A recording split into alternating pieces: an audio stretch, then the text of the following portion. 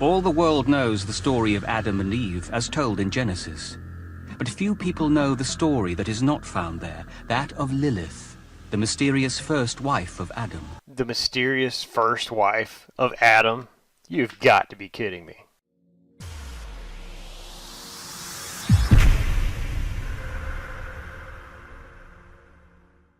After God created Adam, he said, "It is not good for man to be alone."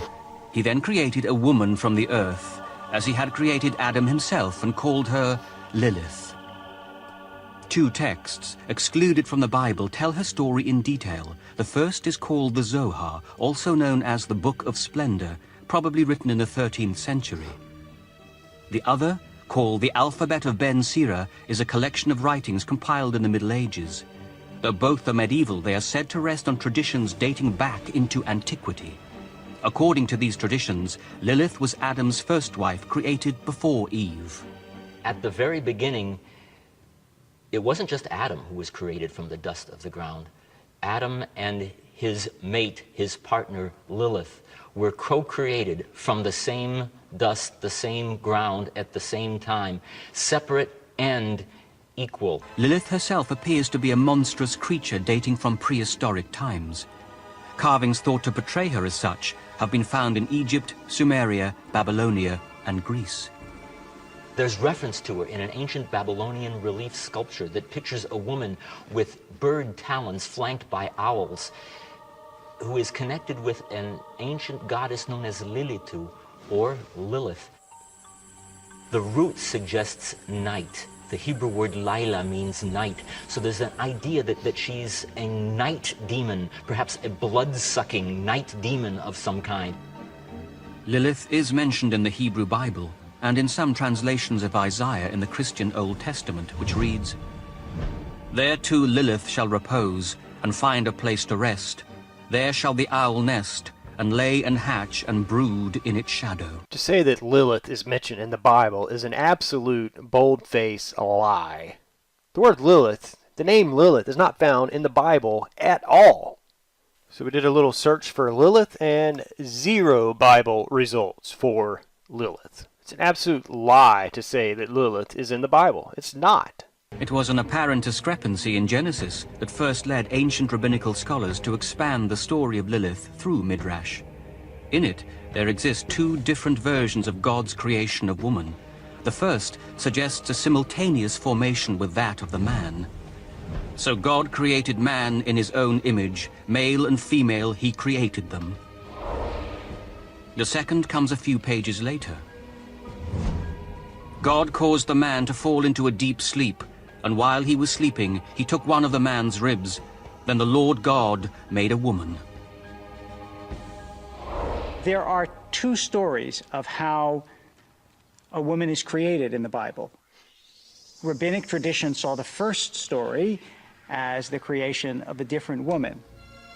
Sometime in antiquity, the rabbinical scholars try to reconcile the 2 versions in Genesis. They wanted to know exactly who the unnamed first woman was. Eventually, they linked her with a female demon mentioned in Isaiah, and so they created a text that connected the 2. So they're trying to say that there are 2 different creation stories. One in Genesis 1, and the other in Genesis chapter 2. Again, this is completely nonsense, because Genesis 1 tells us that man was created on the 6th day of history. The 6th day. And God said, "Let us make man in our image, after our likeness." Right? This was the 6th day.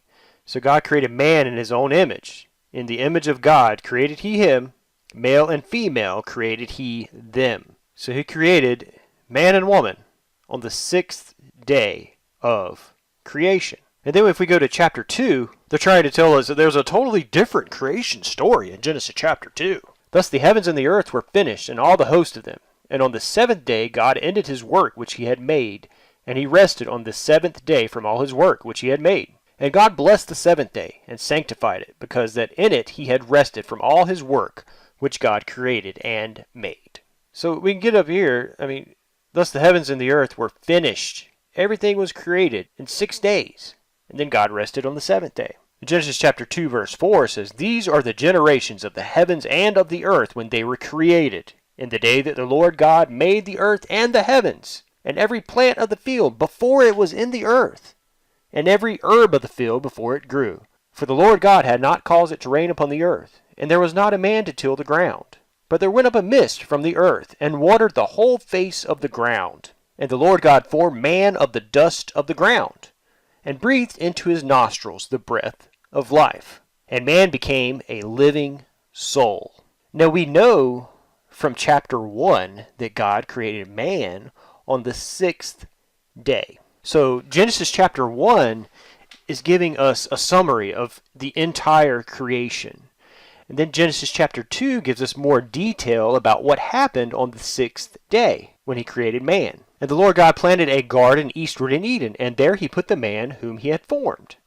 And out of the ground made the Lord God to grow every tree that is pleasant to the sight, and good for food, the tree of life also in the midst of the garden, and the tree of knowledge of good and evil." This is talking about the Garden of Eden. Then if we go down, "And the Lord God said, It is not good that the man should be alone. I will make him an helpmeet for him.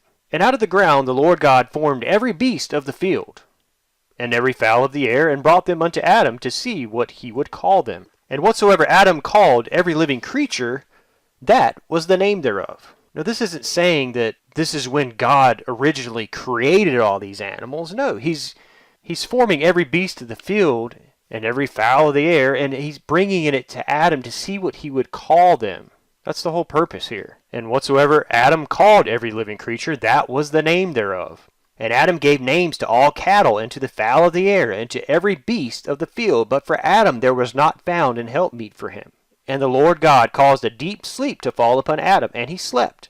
And he took one of his ribs, and closed up the flesh instead thereof. And the rib which the Lord God had taken from man made he a woman, and brought her unto the man. And Adam said, This is now bone of my bones, and flesh of my flesh. She shall be called woman, because she was taken out of man. Therefore shall a man leave his father and his mother, and shall cleave unto his wife, and they shall be one flesh. And they were both naked, the man and his wife, and were not ashamed." So again, there are not two different creation stories. You have Genesis 1 that gives a summary of what happened on each of the 6 days of creation. Then you have Genesis chapter 2, which gives us much more detail about what happened on the 6th day of creation. There's not two different creation stories. Chapter 1 gives us a quick summary, and chapter 2 goes into more detail about the 6th day. It's as simple as that.